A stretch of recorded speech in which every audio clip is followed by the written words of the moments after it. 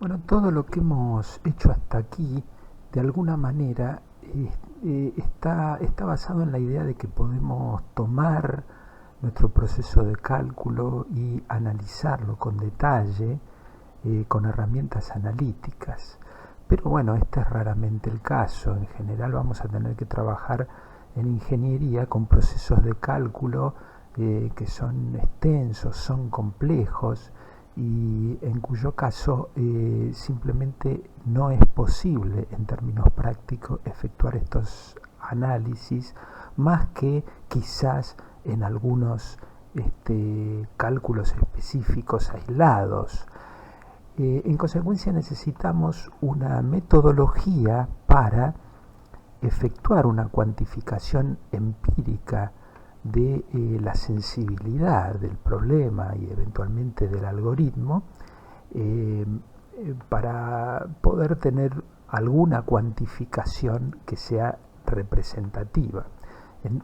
Entonces la idea es apuntar a hacer lo que se llama perturbaciones experimentales, que pasa por efectivamente introducir perturbaciones, ya sea en los datos o en los parámetros perturbados. Y como recién decía, esto es prácticamente la herramienta práctica o la metodología práctica con la que vamos a contar cuando nos enfrentemos a resolver problemas de ingeniería, muchos de los cuales ya incluso para nosotros son como cajas negras que vienen implementadas en software. La forma de encarar el análisis con perturbaciones experimentales pasa primero por tratar de hacer una estimación de los factores de amplificación de los datos de entrada. Acá planteamos un problema y es función de n variables independientes, x1, xn, que están dadas por su valor estimado, xj es sombrero, y su cota de error absoluto, delta xj, o equivalentemente relativo, rj. Entonces, bueno, primer paso, obviamente, calculamos el valor estimado de y, reemplazando en esa función los valores estimados de x1 hasta xn. El siguiente paso es una forma de estimar el factor de amplificación para alguna de esas variables independientes. Genéricamente la identificamos como xj.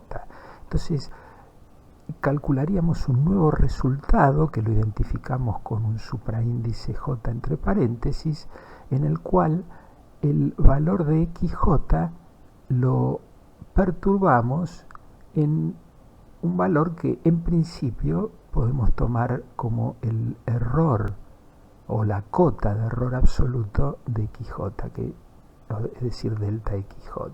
Y ahí obtendríamos entonces este nuevo valor que, haciendo la diferencia con el original, nos da una estimación de la cota del error absoluto del resultado.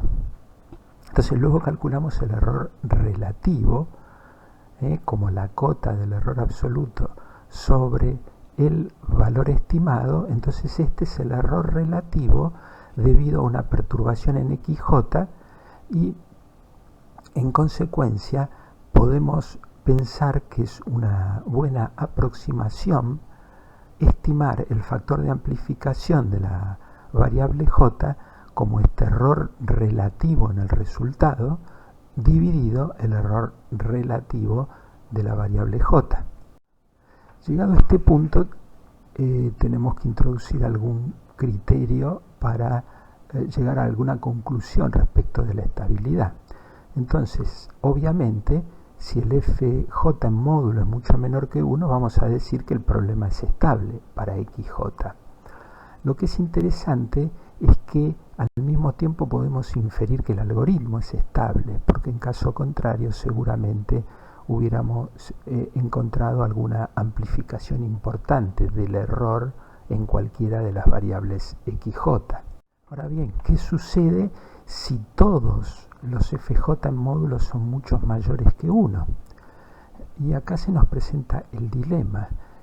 ¿Es el problema que es inestable o es el algoritmo que es inestable y entonces ha amplificado los errores independientemente del buen o mal condicionamiento del problema?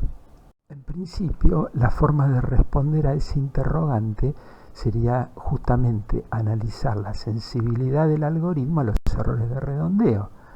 Y la única forma que tendríamos en principio sería si accediendo al proceso de cálculo, al código, si está codificado, si está programado, y introducir un incremento en la precisión con la que trabajamos los cálculos.